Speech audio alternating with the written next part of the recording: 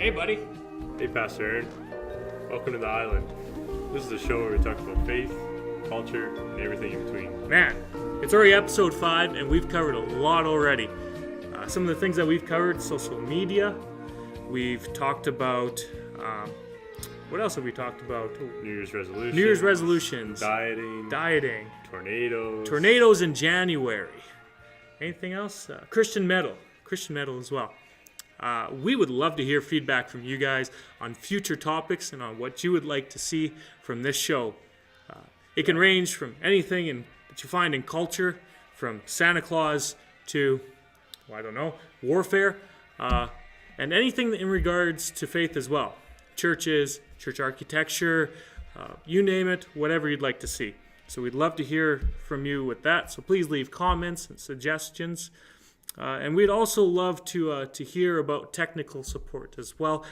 We're in dire straits. We need someone to help us with our technical support. We're just a couple of monkeys trying to figure things out. Yeah. Speaking of other people, we definitely like to have you guys as guests on the show. Or if you'd like anybody else on the show, that'd be fantastic. Absolutely. But speaking of guests, actually, we're going to talk a little bit more about Rob Ford and maybe get him on the show. Oh, man, we're going to try today. Caden, what have you found out about Rob Ford? Well, he's very interesting. He's very open. He likes to talk about him, not really about himself, but he likes to stir stuff, I guess you could say. And if you watch some of his, speakings. Yeah, his speeches, where he talks, especially in like their political area, I guess, like where they get everyone together in a big group. Yeah. He doesn't really use political language. No. And he's often told that he, has to use political language. But I think he does that just to get a point across. Absolutely. Yeah. He's definitely gearing his message towards those who live in the suburbs of Toronto. And he's trying to get the votes of those who are just average Canadians, right? Those who have 2.5 kids, Yeah. Full-time jobs, those sorts of things, drive 2 vehicles, right? And he's very effective at it. Very effective at reaching the common man. Yeah, definitely. Very intelligent. But then again, you've heard stories of him.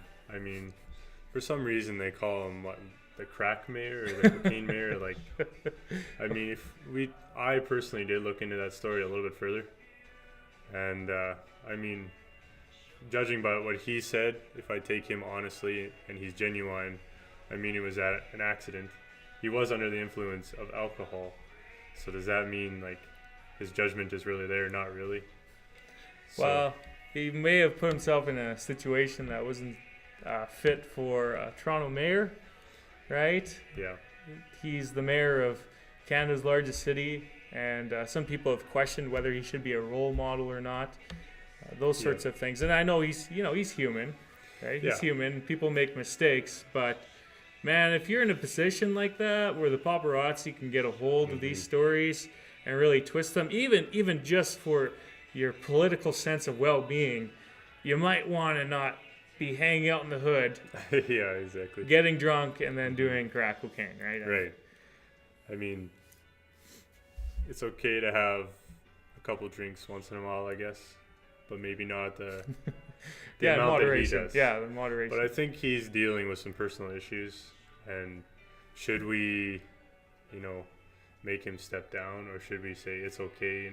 Like you sort those issues, you keep those in your personal life, and you keep your life as a mayor separate. Yeah. And I think he's actually specified that yes, he has issues, but he's trying to keep them as separate as possible. Yeah, absolutely. He's taken that route, and that's up for debate whether or not the personal lives of politicians should be separate from their political lives. That's something that we've been debating since at least Bill Clinton with the whole Monica Lewinsky thing, right? And then also, the Romans talked about this too. In fact, some of the Roman philosophers figured that the personal life was actually very involved in the political life. And that was one of the ways that you could influence the public. Well, yeah, right? You're representing yourself. Yeah. You're representing yourself as a leader. That's part of you. That's part of everything about you, including your personal life. Yeah.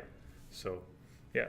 but then again, that was then. This is now. Like, has it changed? I don't think it's changed. Well, I no. don't think it should have changed. Yeah, I mean, maybe our ideas of morality have changed a bit and ethics and whatnot, but the ideas of leadership really haven't, right? Leadership is the ability to control, some of your environment and lead people in the right direction. And as the German philosopher Friedrich Nietzsche said, if you want to be able to control others, you have to be able to control yourself. Right. And I think it's not just about words. I think it's also about actions. Yeah. Like what you do day to day to represent that you're a leader. Yeah. So. Absolutely. Yeah. Aristotle, he said there's 3 ways of persuading people: through logos, which is through reason.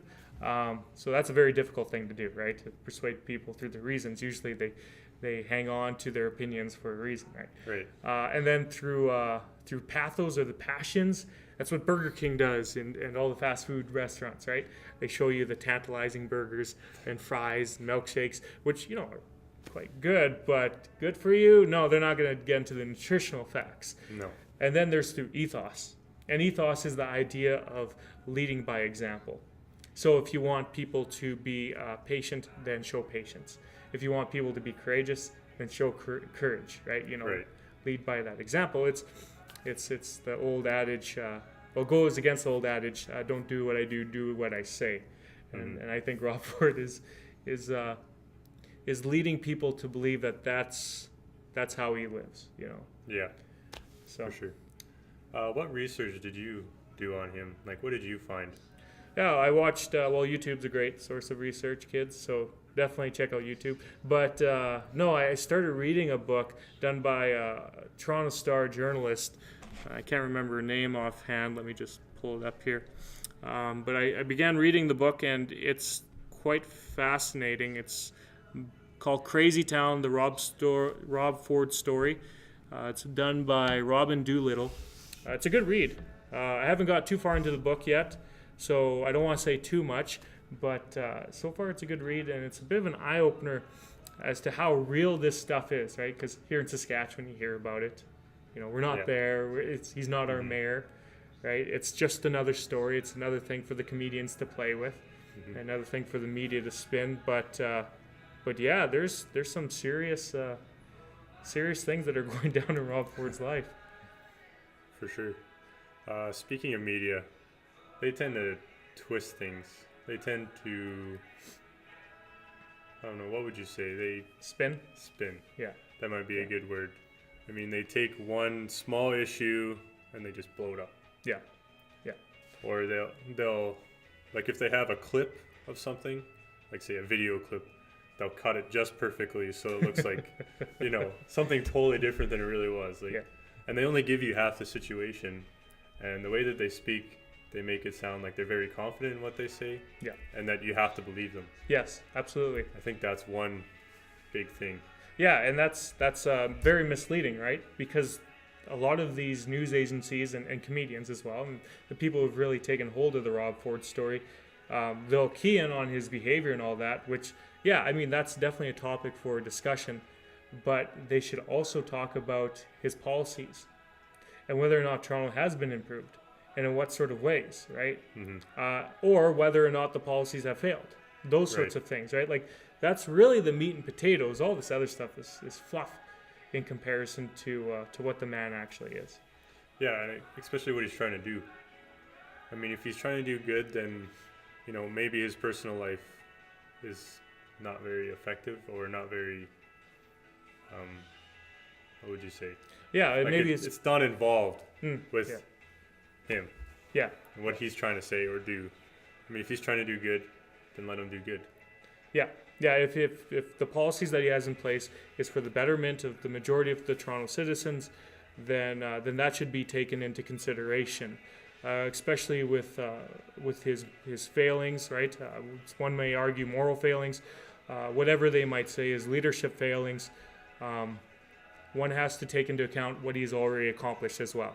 But of course, the old rule is you can do 9 great things, but if you do one terrible thing, people will remember that one terrible thing and totally forget the 9 great things. Absolutely. Why don't we give Rob Ford a call and see if he's around? I think we should do that. Hey. Yeah. Let's try it out. All right.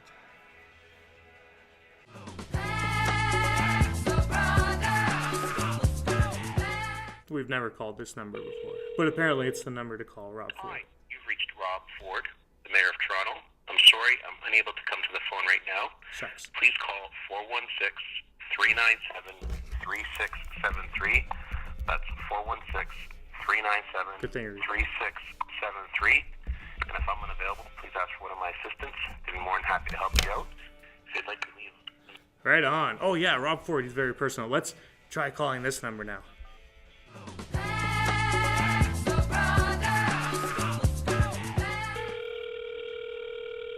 Huh? Mayor Rob Ford's office, how may I help you? Hi, is Rob Ford around?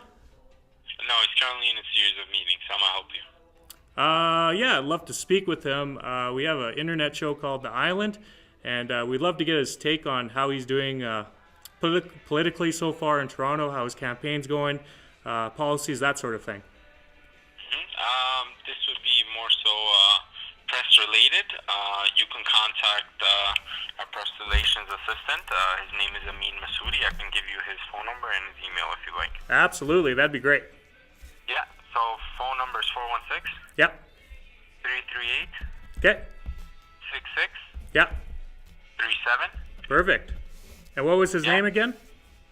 Amin. Amin. AMIN. Perfect. All right. Okay, that's good. Thank you very much. Thanks, man. Right on. Let's give Amin a call and see what he's up to.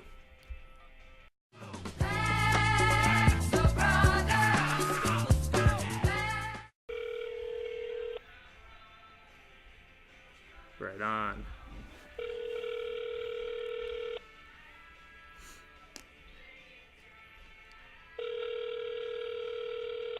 Hi, you've reached Amin Masoudi, Special Assistant, Communications and Media Relations in the Office of Mayor Rob Ford. Please leave your name, number, and a brief message, and I'll return your call as soon as possible. Alternatively, please send me an email at amasssou@toronto.ca. Again, that's No, we'll just leave a message. amassou@toronto.ca. Thanks, and have a great day. Hi, Amin. My name's Pastor Aaron Talbot, and this is... Caden. And we do a little internet show called The Island where we talk about culture, faith, and everything in between.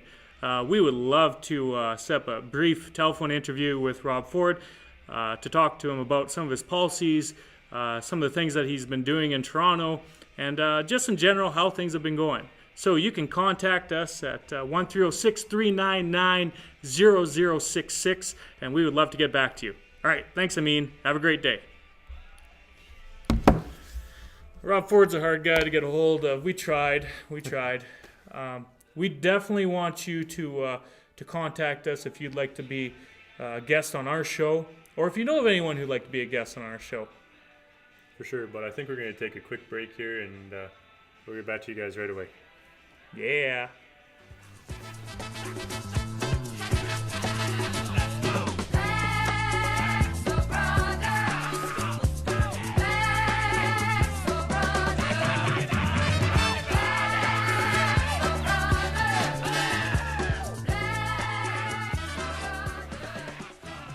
Welcome back to The Island, guys. Caden, do you remember last episode we talked about social media? Yeah, actually, we had a Facebook drought. Facebook drought. We took a blood oath not to go on Facebook for a whole week. Whole week. How did it go for you? It was very interesting, actually.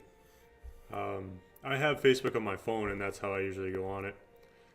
And I'd constantly, like, when we first started, that is, I'd frequently find myself unconsciously going to this app and then realizing I was on Facebook, and I'm like, I can't be here, right? You're addicted. I'm addicted, exactly. So actually what I had to end up doing was removing that shortcut to where the app was and replace it with something else, so that every time I would go there, it would be some other app and it'd be like, oh yeah, I'm trying to go on Facebook, but I'm not supposed to be. Like, so it's interesting. I was trying to teach myself that way. And then later on, I kind of found myself wanting to go on it, which is weird because I really don't care about it otherwise. Yeah. But then later on in the week, I actually wanted to. But now, I really don't, excuse me, I really don't care all that much about it or worry about going on it. I don't go on it nearly as much Yeah, it's so ingrained. Hey, like, Yeah, is that it's something weird. you noticed? Yeah. What about you though? Yeah, that's something I noticed too. How ingrained it was. The first day I wanted to go on Facebook, but I held back, and the way that I held back was by just deleting the stupid apps from my devices, right? So I deleted the apps. So then the temptation wasn't there to click on it. I think I just played video games instead or something, right? And then by day 3, I didn't miss it at all. In fact, I felt really relieved not being on Facebook.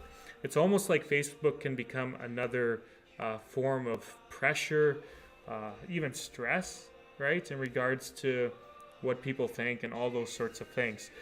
So I felt really relieved. It was nice. I remember being at a friend's hockey game, hockey practice, and just sitting in the stands, and just really feeling calm about it and feeling at peace. So that was tremendous. It was a good sabbatical, a good drought. So you said video games is something else you did besides Facebook, right? Yeah. I mean, that's not the most productive thing, but it's something else, right? So that's what I kind of try to do as well, is instead of using my time on Facebook, I tried maybe, doing something constructive, like reading a book, or, something that avoided technology altogether. How did that work out for you? Were you able to get some good worked. reading in? More or less. I mean, I'm a very slow reader, so it takes me a lot of time and I think too much, so... Well, it's a good thing to think, and that's the beauty with books, is you can take your time with them, right? But it was a really good experiment, and we urge you to try these experiments as well with Facebook and other social media outlets. Try and depart from them for a week or so, just to maybe regain a sense of who you are. It doesn't even have to be social media. Yeah. Like, it can be anything that's not very constructive, like maybe watching TV, Yeah. say, like, just for purely entertainment. Yeah. Maybe not, like, obviously the History Channel, there is some constructive YouTube. YouTube. That sort of stuff, right? So, Yeah. But yeah, definitely recommend it, and it's a good thing. It's a good thing. Well, thanks for tuning in this week. I'm Pastor Aaron. I'm Caden. And if you want to find out more about us, you can reach us on Facebook, Twitter, even YouTube here. What else were we going to say before closing? I think that's it. Oh, yeah. And if you're going to lead, if you're going to be a leader, please lead by example. And if not, make sure there's no iPhones in the place.